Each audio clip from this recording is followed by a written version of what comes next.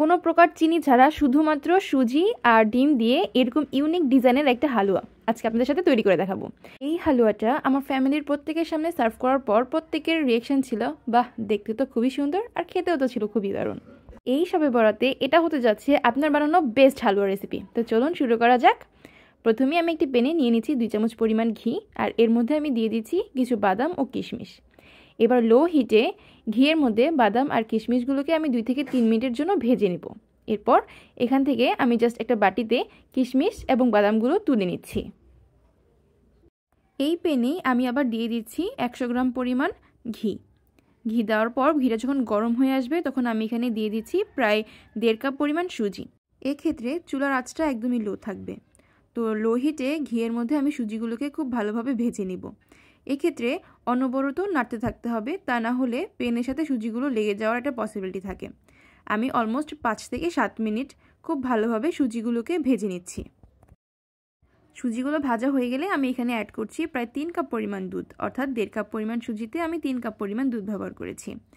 আর যখন দুধটা আমি ব্যবহার করব তখন অনবরত নাড়তে থাকতে হবে, আর চুলার আঁচটা থাকবে একদমই লোতে, তা না হলে দলা পেকে যাওয়ার পসিবিলিটি আছে। এরপর আমি এখানে দিয়ে দিচ্ছি 2টি তেজপাতা, 2টি দারচিনি, 1 কাপ পরিমাণ গুড়,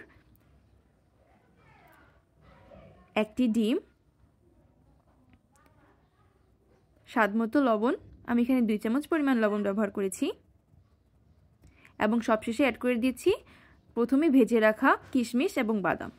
ব্যাস, উপকরণ যা যা দেওয়ার দরকার সবগুলো আমাদের দেওয়া কমপ্লিট। এখন কোনো কিছুই আর দিতে হবে না, এখন অনবরত নাড়তে থাকতে হবে। নাড়ানো কোনোভাবেই স্টপ করা যাবে না, তা না হলে নিচে লেগে থাকবে। এখানে কন্টিনিউয়াসলি নাড়তে থাকতে হবে। এখানে 5 থেকে 6 মিনিট নাড়তে থাকলেই দেখবেন যে হালুয়াগুলো পেনের গা থেকে উঠে উঠে আসছে। আপনারা ভালোভাবে খেয়াল করলেই দেখবেন যে আমার পেন থেকে হালুয়াগুলো উঠে উঠে চলে আসছে, অর্থাৎ আমাদের হালুয়া বানানো কমপ্লিট। এবার আমি একটা প্লেটে সার্ভ করে নিব।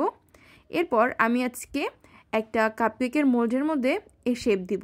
তো এর জন্য প্রথমেই আমি কাপকেকের মোল্ডের মধ্যে একটি দিয়ে নিলাম চেরি ফল। এরপরে কিছু হালুয়া এর মধ্যে দিয়ে ওপর থেকে ট্যাপ ট্যাপ করে দিচ্ছি। আমি হাত দিয়ে ভালোভাবে ট্যাপ করে দিচ্ছি, চামচের থেকে হাত দিয়ে বেশি সুন্দর হয়। ব্যাস কমপ্লিট। এবার জাস্ট মোল্ডটাকে উল্টে দিলেই আমাদের শেপ তৈরি। আমি একে একে সমস্ত হালুয়াগুলোর শেপ দিয়ে নিচ্ছি। দেখতেই পাচ্ছেন কত সুন্দর একটা শেপ চলে আসছে। আপনাদের বোঝার সুবিধার জন্য আমি আরও একটি বানিয়ে দেখাচ্ছি। এক্ষেত্রে আমি প্রথমেই কাপকেকের মোল্ডের মধ্যে দিয়ে নিলাম কিছু পরিমাণ হালুয়া। এরপর ওপর থেকে হাত দিয়ে ট্যাপ ট্যাপ করে নিচ্ছি। এখানে কেকের মোল্ডের মধ্যে আপনারা চাইলে ঘি ব্রাশ করে নিতে পারেন, তাহলে ইজিলি হালুয়াটা এর ভিতর থেকে বের হয়ে চলে আসবে। তো দেখতে পাচ্ছেন আমি কত সুন্দর করে ট্যাপ ট্যাপ করে নিয়েছিলাম, আর জাস্ট উল্টে দেওয়াতেই আমাদের শেপটা কত সুন্দর চলে আসলো। এর উপর ডেকোরেশনের জন্য আমি দিয়ে দিলাম চেরি ফল। তারপর একটা চামচের সাহায্যে আমি এই খাজগুলোকে আরেকটু গাঢ় গাঢ় করে দিলাম, এতে দেখতে সুন্দর লাগে। এটা জাস্ট ডেকোরেশনের জন্য, আপনারা চাইলে ব্যাপারটা স্কিপও করতে পারেন। ব্যাস কমপ্লিট আমাদের আজকের সুজির হালুয়া। এই হালুয়াটা হতে যাচ্ছে আপনার এইবারের সবে বরাতে সবচেয়ে বেস্ট একটা রেসিপি। সুজির হালুয়া তো অনেক খেয়েছেন, বাট এইভাবে একবার বাড়িতে বানিয়ে দেখুন, দেখবেন বাড়ির প্রত্যেকে খেয়ে বলবে যে এর চাইতে ভালো আর হালুয়া হতেই পারে না। আমাদের এই ভিডিওটি আপনাদের কেমন লাগলো অবশ্যই কমেন্ট করে জানাবেন, আর যদি ভালো লেগে থাকে তাহলে অবশ্যই একটি লাইক দিয়ে যাবেন। আর এরকম আরও ইউনিক রেসিপি পেতে আমাদের চ্যানেলটিকে সাবস্ক্রাইব করে দিন। তো আজকের মতো এই পর্যন্তই। সবাই ভালো থাকবেন, সুস্থ থাকবেন। আল্লাহ হাফেজ।